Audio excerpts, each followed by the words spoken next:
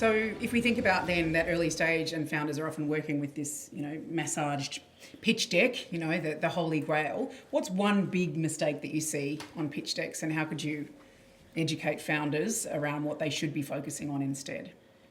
I think tell your story. I think founders really, particularly those that are doing their second and third or that Series A+ raise, is you have had a lot of achievements. You have built a great company, and you should lean on what you have built and tell that story and where you're going next.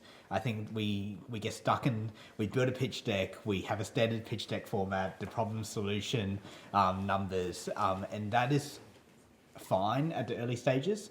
But I think more and more we're seeing this traction slide move to slide 2, and it's very much, this is what we've achieved, this is where we're at, this is how we create FOMO, this is why you should be on the journey with us now.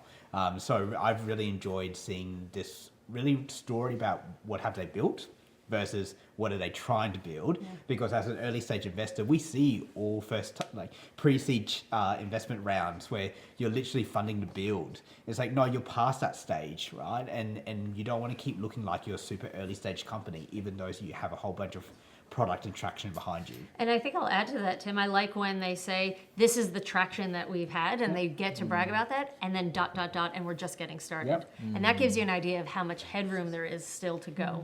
And that's what I want to see. I want to see that constant velocity, that growth trajectory, and the belief that it's still day one. And you want to see the headroom both in market, which is achievable right in front of them, but also where they want to moonshot towards, and then also a headroom in product growth as well. Yeah. Because the product you see today is not the product that's going to be ultimately getting them to achieve 10 mil, 100 mil ARR. I think we have to give the founders some really practical guidance right now, because a lot of this stuff is absolutely right. But I think a couple of red flags and things to avoid is, one, don't put in how many pitching competitions you've won unless it's the EY Entrepreneur of the Year award. It doesn't really matter. The second thing I would say is a lot of founders spend most of their pitch deck focusing on either the problem or potentially the solution, and that is literally 1/4 probably of what we want to know. What is the market size? What is the team? What is the traction? What is the competition? What are you asking for? Those are the key things that you want to see. To use your lily pad reference from earlier around, is this the deck that I'm going to spend 30 seconds to 2 minutes reading? Is there enough information in there for me to make an assessment on whether I get to a 15-minute or a 30-minute phone call?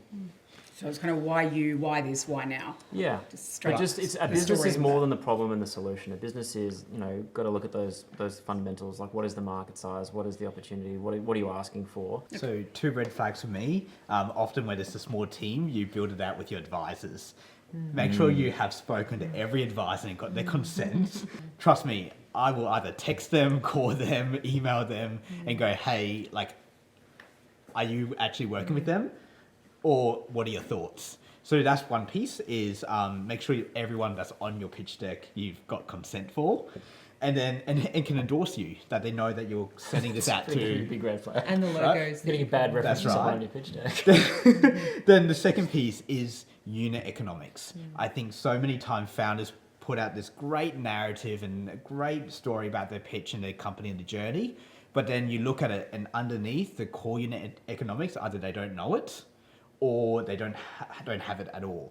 And that is a massive red flag to us, because there are so many, particularly in hardware companies, where they don't know what their revenue model is, or whether they're leasing, hardware as a service, purchase, etc. But then secondly, because it's hardware, there's a hard cost to it.